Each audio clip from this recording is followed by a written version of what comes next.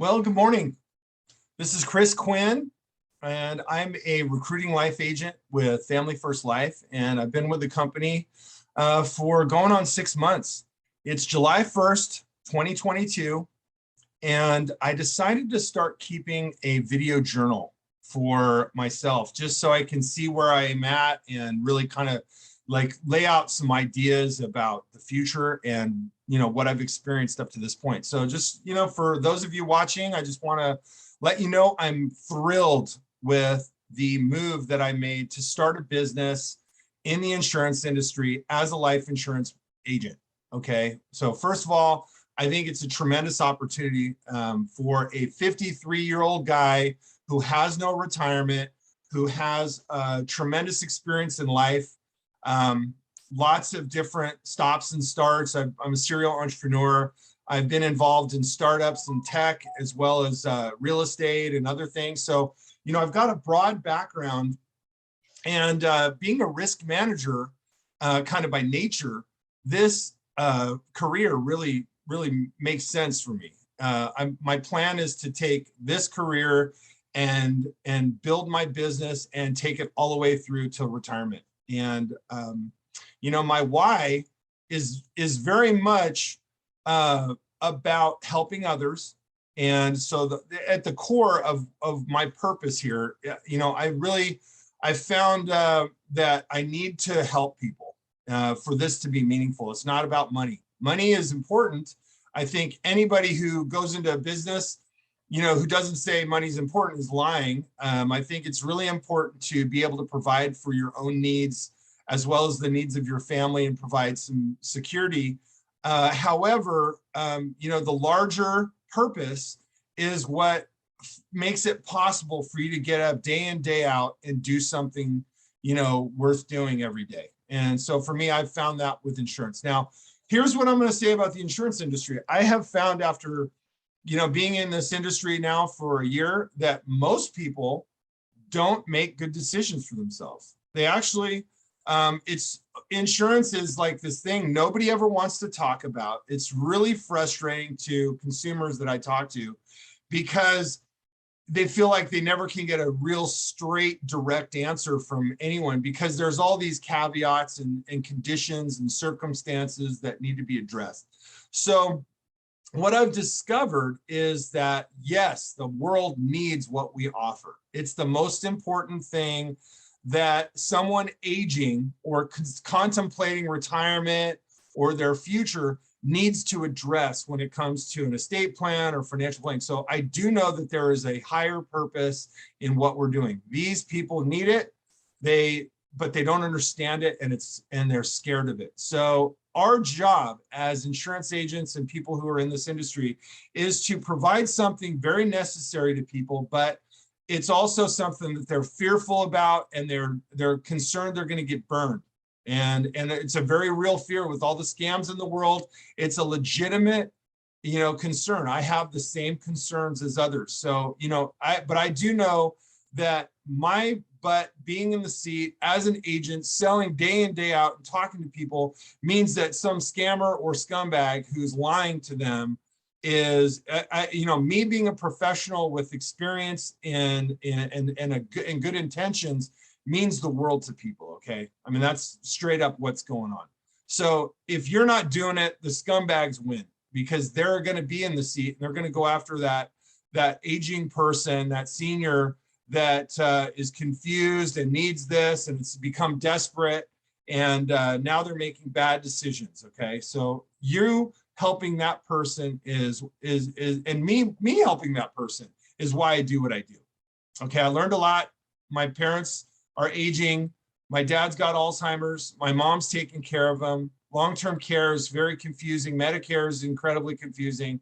Trying to understand, how to deal with funerals is confusing and painful and emotional. So I've been through both. My dad died. My mom and stepdad are still alive. He's got Alzheimer's and they're kind of limited in what they're available to do.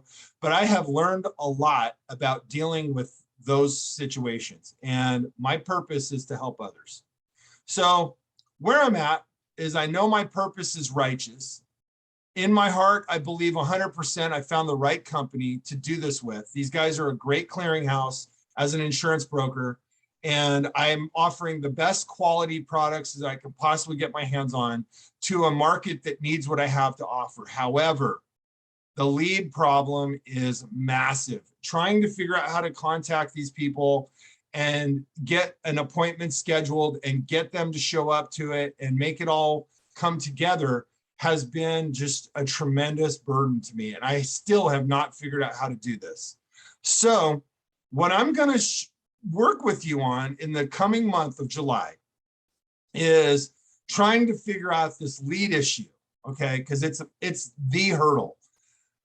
I'm terrified about wasting money on leads that don't work, that don't pan out, and all that kind of stuff. I've also explored ideas of generating my own leads organically, and that is like basically a full-time job. So I did not get in the business of lead generation in the insurance industry, and that's basically what it would take to set up my own company. Doing leads is not what I want to do with my life, okay? And that's and so I really have this situation in front of me where I have two choices. If I'm going to stay in this industry, I'm going to have to support a business that generates leads organically and books appointments for me, which is going to be an expense and an energy burn of its own, or I can just accept that I have to spend money on leads, buy them from my own company, and really just like trust that I can all these successful people that are working for FFL are doing the right thing, and I don't need to overthink this. I need to just buy the damn leads and jump, you know. I'm terrified to do that. It just seems like such a waste of money to me. I got to be honest. But I've explored other lead sources. I've done that whole thing for 6 months and wasted tons of energy, and none of those leads do I feel confident in. Now, the one company, and I'm going to mention them in this video, is Nectar Marketplace. And Nectar Marketplace is a kind of a scam in and of itself. However, you know, what they do is they post these bait and switch ads on the internet, Facebook, elsewhere, and whatever. These people fill out all this information, they submit their information, and then you bid on those leads. I'm spending about $10 each on those leads. And those leads come to me and they're horrible. They're freaked out because every time I talk to them, they've been called by 50 agents that are just boom, jumping on. And what I've found is that these leads are legitimate. They're people that really do want what we offer. However, they're sold to 50 people at the same time, and their phones just explode. And they feel guilty for, like, they just sense the scamminess of it and just, they hate it. So what I've been doing is I text them, I shoot out a quick call. If I can't talk to them, I just leave them. And I leave those leads and I let them sit. And everyone blows them up, and 9 million people call them, and it's horrible. But what I realize is that most people don't buy because they're freaked out, and it's just too confusing, and they just get freaked out. So if you let that whole thing calm down and the whole process take its place, and then call them a month, 2 months down the road, maybe it's at aged 1 or 2 months. When I call those people, they are pissed that I'm still calling, but they're happy that it's a legitimate human being. And if I get a chance to talk to them, I often get an appointment and I'm able to provide a quote to them. And here's what I'm finding. My close rate with Nectar leads is that if I spend, say, $1,000 on leads through Nectar Marketplace, I will almost guarantee myself selling $4,000 to $5,000 worth of ALP. So $1,000 of expenditure generates $5,000. So that means for every $1,000 I spend, I make $4, because I got to pay back the leads, right? The lead buy. So is that a good return on investment? I don't know. I wanted better. I wanted a 10-time return, not a 4-time return, right? But it is a rational, reasonable business. You got to think about it like it's an inventory. Your inventory, like if you were selling shoes, your shoes inventory represents what your potential revenue leads, right? So just like this, if I have $1,000 of leads, that my potential revenue on that at this point is $4,000. And that is a number that I have seen play out over and over and over, even with the top producers that I've talked with, met with, watched, witnessed at FFL. These guys who make $40,000 a month, they're spending close to, $5,000-6,000 a month on leads. Okay, and these are the best of the best, buying the best of the best leads. They're not getting shitty chewed on leads that have been like already called 500 times. These are guys getting direct leads from the company that have been generated. They're the best of the best leads you can possibly get, and they're doing like a 6-time return on their money. Okay, 5 to 6 times return. Now, that's just I'm realizing that's just an element of this industry and this business, and I hate it, but it is what it is. And so anyway, that's what I'm going to be faced with this month. And this month, I'm going to take the jump, buying some in-house leads. I'm going to focus on 3 to 9 month mortgage protection leads. I'm going to buy them from our in-house providers that come out, and they're great. They're people filled out a flyer when they got their mortgage done. They filled out a thing requesting mortgage protection insurance, and this card comes back with their signature on it. It shows who the bank was, how much the mortgage was for, what their interest rate was for, and it's got their birthday. It's got everything I need to make the phone call and book an appointment. So I like these leads.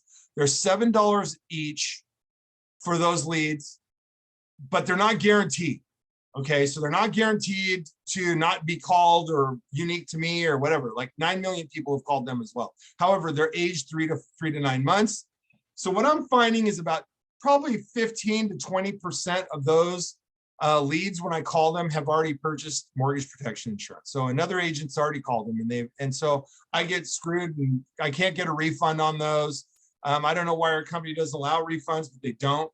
And so that means I've spent $7, called them, made a pitch, and then they say that they've already gotten insurance, and I believe them, they do. And so whatever, I lose the money. So that sucks. I wish that was different, but anyway, whatever. So those are the leads that I have found some success with, though, and I'm going to start calling them. And the way that I call them is I use Phone Burner.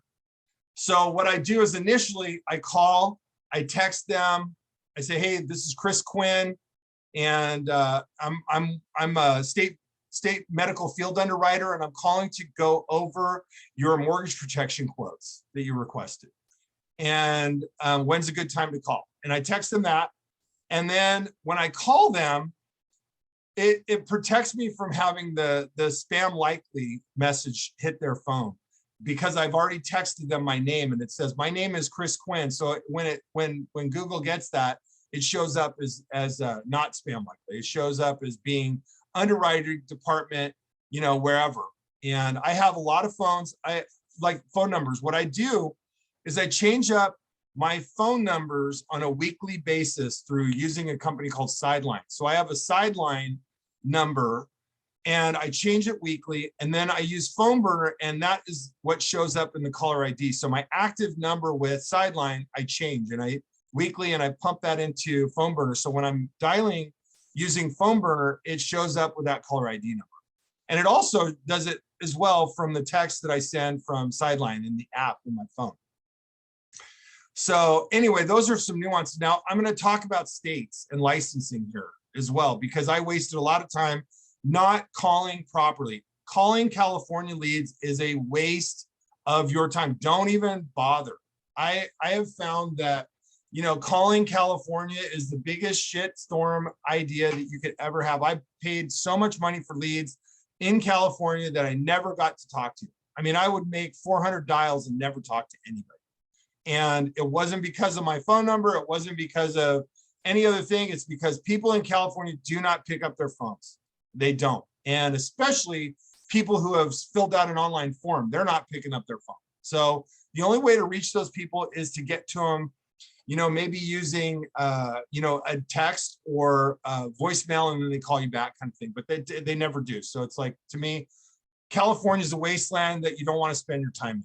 Okay, there might be other ways to reach people in California, but dialing is not one of them. So don't bother.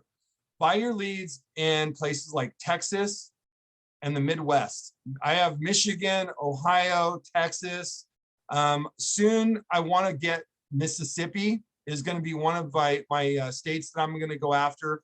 I'm also licensed in Nevada, which I don't really recommend. That's a very inundated market. I also am in Colorado. Colorado might be a better market, but it's an urban core kind of place. It's hard to reach people. You know, I don't know. I haven't had a lot of success with those leads either. So I'm happy working Texas. I'm happy working the Midwest, and I'm happy, you know, the East Coast might be a better situation as well. So I've been eyeing North Carolina as a possibility as well. So, you know, I'm thinking North Carolina, Texas, Mississippi might be my best chance. But I like the idea of Indiana as well. And I'm probably going to get that Indiana and Pennsylvania licensing set up soon as well. So anyway, with that, that's my game plan starting July 1.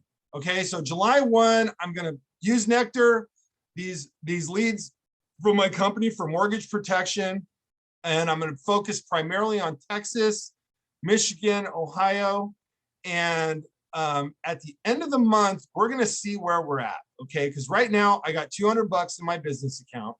I've got a $400 credit in Nectar, and I have about, I don't know, 50 leads of mortgage protection I have not called yet. So what I'm going to do is I'm going to start calling. I'm just organically jump in there, start making calls, and start making appointments. As of right now, I only have 2 appointments set up for July. So right now I'm dead in the water. I got two appointments. I got about probably 100 leads that are paid for, bought and paid for, available to me right now to start calling on. And I've got a $400 credit with Nectar. So we'll see if this is legit business, man. I got $200 in the bank. If this doesn't work, I don't know what I'm going to do. Maybe I'm going to have to just go, you know, I don't know, get a real job, McDonald's or something. I don't know. I've got an MBA and a lot of your life experience. I've got good intentions, and I've got, you know, God on my side. So who could be against me, right? That's what I'm going to go with. So we'll see what happens. You know, right now, as of right now, I am not lying. I've only got $200 in the bank, and the bills are paid for July. So I do know that. So my bills are paid, but July, or, you know, come August, the bills are not paid. And so that's where I'm at. So I'm crossing my fingers. I think this is going to work. I know my company's rock solid, and I know my plan's right. And here's the other thing I'm going to leave you with. I need a coaching call. I need to make sure that before I start this, that my head's in the right place and that I know kind of what's going on. I have some upline guys. Andre Taylor is one of my guys, and Harold Durant is my direct upline. Those guys are great resources that I have not been using enough. I haven't been calling them. I haven't been, you know, staying close to them. I haven't been doing what they tell me to do, you know, which is just read the effing script, is what Harold tells me. He says, dude, you try and rethink everything. Why are you doing this? And he's right. I don't know why.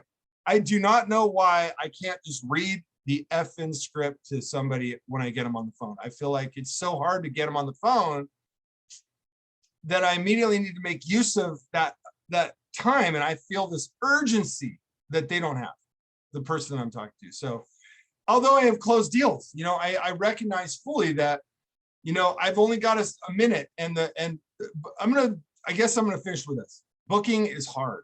Booking is an art. Booking is 100% something that not everyone can do. It's a miracle when it happens sometimes, I swear. But, you know, if you go into it with the mindset, like, no, I'm calling this person to make an appointment. That's what I'm doing. The first close is, hi, my name is so-and-so. You called for this. You want this. I'm just calling to book an appointment. When works for you? Let's do this. I'm available at 4 and 6. And you tell them this, and I use Calendly to follow up. Okay, Calendly is a great resource. So I've mentioned 2 apps so far, by the way.